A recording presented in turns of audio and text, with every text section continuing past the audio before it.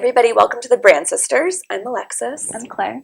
And today I'm going to share something that's been a really important part of like my personal and business journey. And I'm going to tell you the backstory first before I tell you about what my topic is. Okay, so in the beginning, so it's 2022 now, in the beginning of 2021 and up until the middle, business was really great for me and for us. Like we were building things, and I felt like I was actually in a position in the summer to really not take on anymore. So I wasn't taking on, I made a conscious decision to not take on any new clients. Like I was still working with the ones that I had and the brands that we were working with. But I really wanted to invest more time with my kids over the summer and not be taking on more. And so we just had the best summer. I feel like I got just this total gift to really spend time with like a more intentional time with the girls. They're teenagers, so they didn't wake up until like 10-ish. So every day I would wake up really early and I would do my work until like 10 or 11. And then I'd be free to like invest time with them. And we went on this like amazing vacation as a family this summer. And it was just amazing and so beautiful. And so when they started back to school and I was like ready to kind of revamp, like my more intentional off time or mild time was over. And as they went back to school and I just started diving in and working at a more accelerated rate, things just felt really off to me. Super off. And nothing felt right. And so this podcast episode is 3 signs it might be time to reassess your values. Because that's exactly what this summer led me to, was this beautiful time, this time of then feeling very off and not understanding why until I kind of had this realization. Oh, I'm excited. So after the girls went back to school, after we started diving in, taking on, more clients and doing more things and like pushing and pulling and growing and all of that kind of stuff, like I said, I was just feeling not myself. And I really felt like the things that normally did bring me joy were not bringing me joy. But I didn't understand what was wrong because everything was right. Do you know what I mean? Like when everything is right and you look around, you're like, all these things are fine. All these things are good. Why am I not feeling right? And so I actually came to the realization of why things weren't feeling right through my neighbor who's an accountant. Oh, nice. That's handy. I know. And she's actually not even my personal accountant, but I had a bunch of financial questions that I just needed somebody to answer for me. And so I asked if I could meet with her, and she ended up helping me understand what was off. So I go to her and I'm asking her all my financial questions, and she is actually on the verge of retirement. So she actually is retiring this year. And she said she ended up just sharing all this life advice with me. And so here's what she said to me. She said, here's what you need to do. Find something you love doing in this order. Find something you love doing. Do a good job at it. Have fun.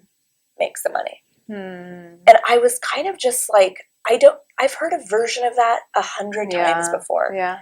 And for whatever reason, when she shared it with me, everything clicked as to why I was feeling off, because that was not, my priorities were not in that order. My priorities were growth and financial success, and more financial security.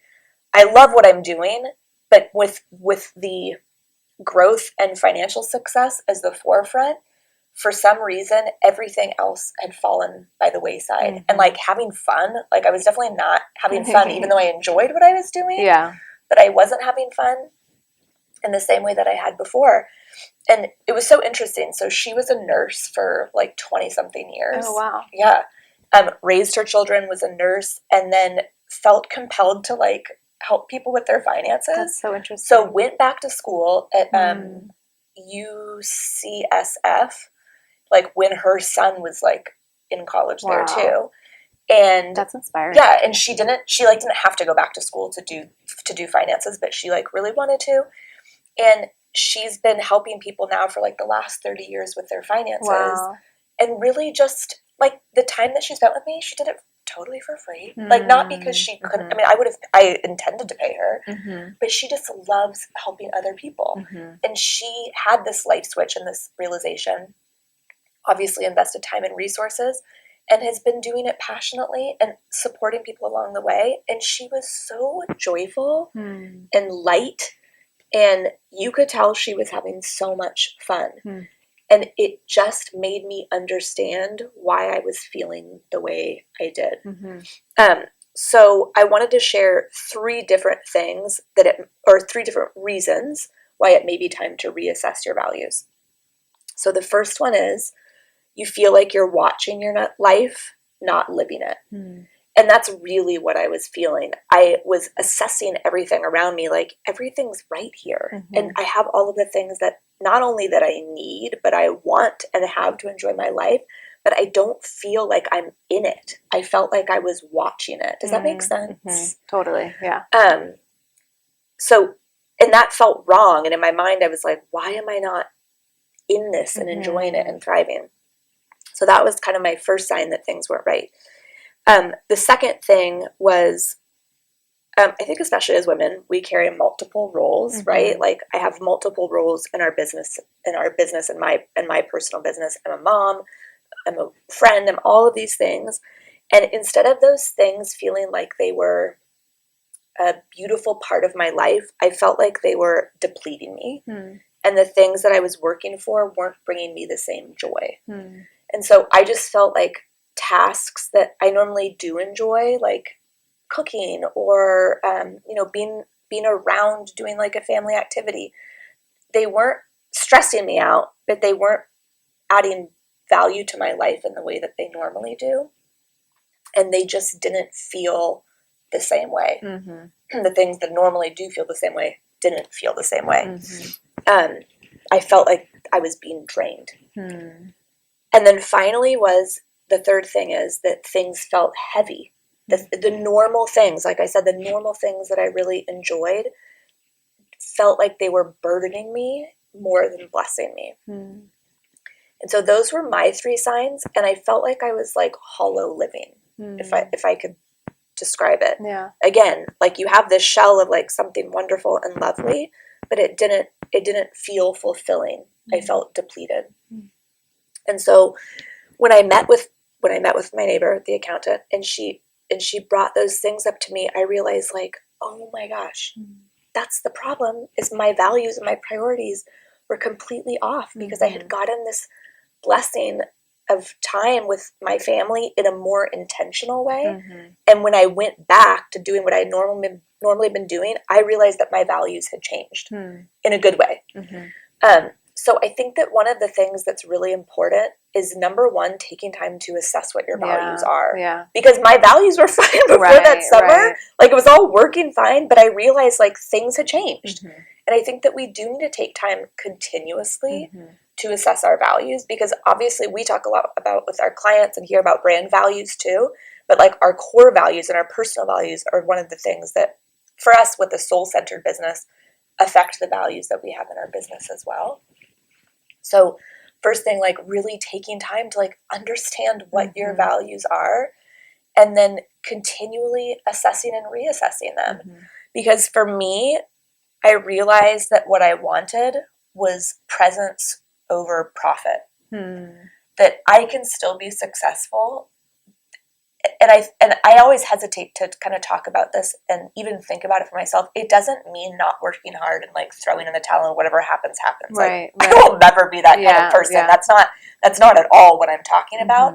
But making sure that I understand, if I'm not fully able to be present and enjoy the beauty and the blessings of my life, something's not right. Right. And if it's not right, I need to make a change.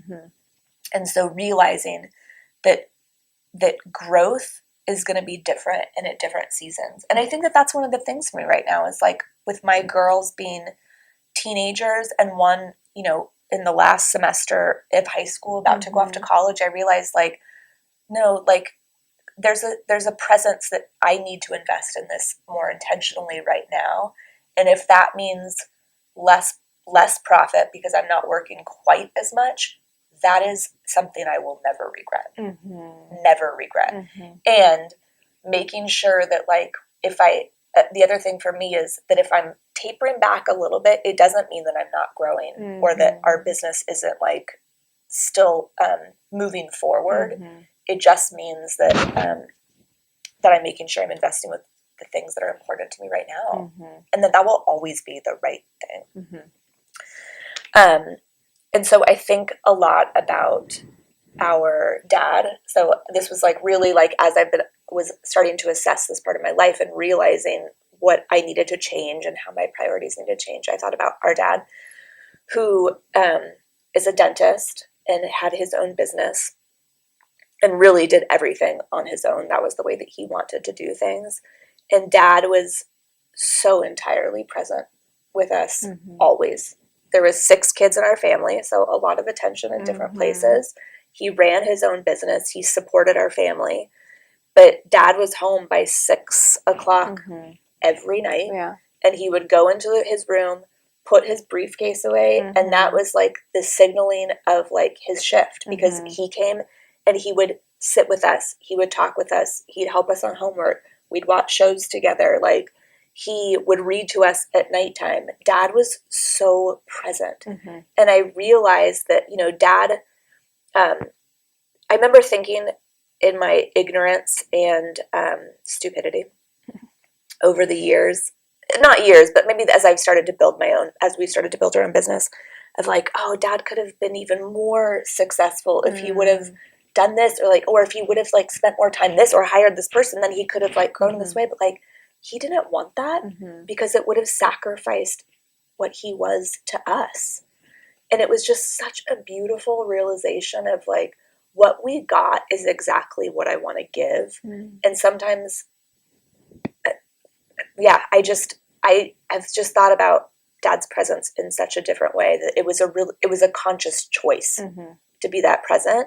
And it was a conscious choice to set aside more growth, because that would have meant more time away from us. And we were his optimal priority, and we still feel that we're his optimal priority. Well, and, like, the, like, consequence of that is that we have a really wonderful relationship with him. You know, like, that has, like, developed and grown over time, that, like, we each of us kids feel very close to him in different ways, and we feel like that continual love and affection from him, that we know that he would, like, I think it's funny that Dad always knows what's going on with everybody. You know, like, we can always go and be like, well, how's Francesca? Like, what, you know, like, he just stays in the loop, and it's so important to him still to be connected and to have that presence with us, be present. And, like, I don't know, I think especially growing up and to see that he had managed that balance, I feel like even now I don't know how he did it, you know. Like, it's really amazing to me that he was able to strike such a great balance, you know, and give that to us. But and it was interesting because when I again reflect on this, it wasn't just an investment of time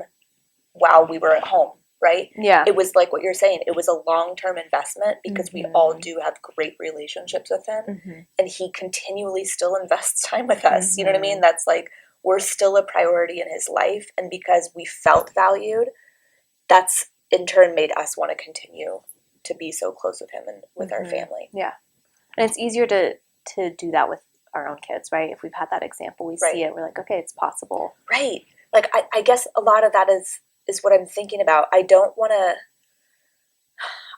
to work so hard right now because I'm trying to build something that I'm going to have to make up for it later by, like, okay, now I've built this, so now I can be more present with you. And I think that this more intentional summer taught me that, is that a lot of times my mindset is, you know, work more so I can take the girls on more vacations or, like, do these things or whatever. But, like, ultimately, they just want presence over the presence.